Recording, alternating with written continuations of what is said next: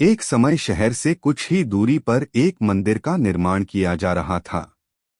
मंदिर में लकड़ी का काम बहुत था, इसलिए लकड़ी चीरने वाले बहुत से मजदूर काम पर लगे हुए थे। यहाँ वहाँ लकड़ी के लट्ठे पड़े हुए थे और लट्ठे व शहतीर चीरने का काम चल रहा था।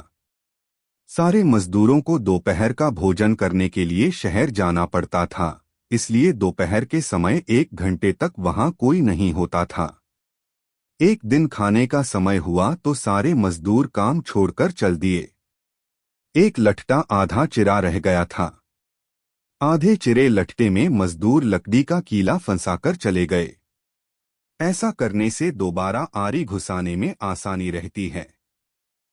तभी वहां बंदरों का एक दल उछलता कूदता आया।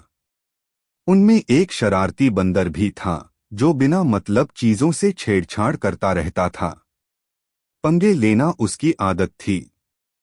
बंदरों के सरदार ने सबको वहां पड़ी चीजों से छेड़छाड़ न करने का आदेश दिया। सारे बंदर पेड़ों की ओर चल दिए, पर वह शैतान बंदर सबकी नजर बचाकर पीछे रह गया और लगा अड़ंगेबाजी करने। उसकी नजर अधचिरे लट्ठे पर पड़ी। बस वह उसी पर पिल पड़ा और बीच में अड़ाए गए कीले को देखने लगा। फिर उसने पास पड़ी आरी को देखा। उसे उठाकर लकड़ी पर रगड़ने लगा। उससे किर्रर किर्रर की आवाज निकलने लगी तो उसने गुस्से से आरी पटक दी।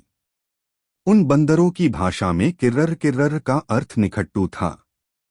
वह दोबारा लट्ठे के बीच फंसे कीले को देखने लगा।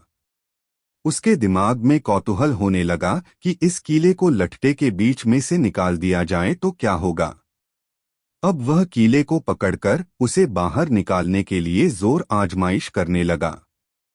लट्ठे के बीच फंसाया गया कीला तो दो पार्टों के बीच बहुत मजबूती से जकड़ा गया होता है, क्योंकि लट्ठे के दो पार्ट बहुत मजबूत स्प्रिंग वाले क्लिप की तरह उसे दबाए रहते हैं। बंदर खूब जोर लगाकर उसे हिलाने की कोशिश करने लगा। कीला जोर लगाने पर हिलने व खिसकने लगा तो बंदर अपनी शक्ति पर खुश हो गया। वह और जोर से खौं-खौं करता कीला सरकाने लगा।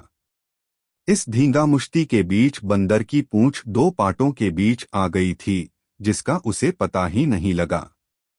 उसने उत्साहित होकर एक जोरदार झटका मारा और जैसे ही कीला बाहर खींचा, लट्ठे के दो चिरे भाग फटाक से क्लिप की तरह जुड़ गए और बीच में फंस गई बंदर की पूंछ। बंदर चिल्ला उठा। तभी मजदूर वहां लौटे।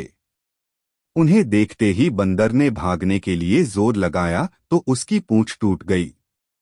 वह चीखता हुआ टूटी पूंछ लेकर भागा।